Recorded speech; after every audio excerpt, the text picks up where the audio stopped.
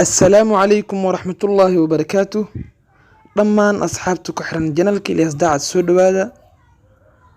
Waxaan maanta soo qaadan doonaa qisada taabicigii weynaa ee Cabdullaahi ibn Mubaarak.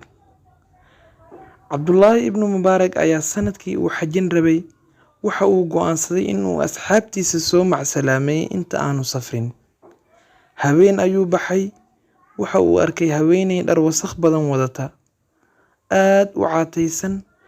Waxa ay gurbinaysay lafihii dadkii hilbaha ka soo dhameysteen oo ay iska tuureen, iyo waxyaabo kale oo bakhti ah. Sheekhii aad ayuu u naxay, lugihii ayuu dhaqaajin waayay. Waxa uu la hadlay islaantii oo ku yiri, "Adoontii Allah, maxaad ahayd?" Waxa ay ku tiri, "Adoonkii Allah, khalqiga khaaliqa u daay.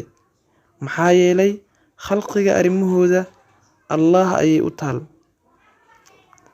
Waxa uu sheekhu yiri, "Allaan kugu dhaariyay arrintaada wax iiga sheeg." Waxa ay tiri, "Mar haddaad Alle igu dhaarisay waan kuu sheegayaa."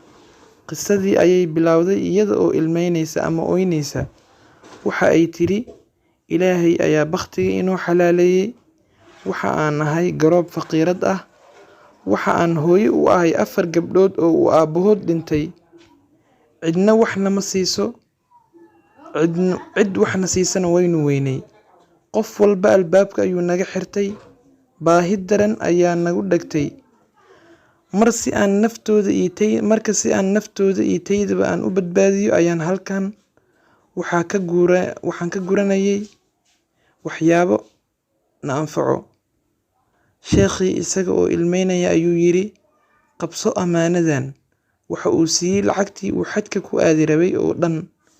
Aad ayay u faraxday hooyadii agoomaha waana ay u mahadcelisay. Sheekhii waa uu iska baaqday sanadka xajka ma uusan tagin. Markii ay xujaydii soo laabteen waxa ay mid ugu tageen Sheekh Cabdullaahi ibn Mubaarak, iyada oo mid walba leeyahay, "Wax badan ayaad qabatay, cilmigaaga waad nagu deeqday, Ilaahay ha ka abaalmariyo. Wallaahi fadhi ma jirin intii aan xaj ka joognay ilaa waadna wacdinaysay." Sheekhii waa uu yaabay dadka waxa ay sheegayaan iyo sida uuna magaaladiisa oga bixin, balse waa uu iska aamusay, mana uusan shaacinin sirtiisa. Habeenkii ayuu seexday. Waxa uu arkay nin weji quruxsan, haybad iyo karaamo Rabbi u dhameeyay. Waxa uu ku yiri, "Ma i garanaysaa? Waxa aan ahay xabiibkaaga adduunka iyo shafiicaaga aakhiro." Marka aad karaamaysay haweeneyda baahneed, Rabbi waa uu ku karaameeyay. Marka aad asturtay agoomihii, Rabbi waa uu ku asturay.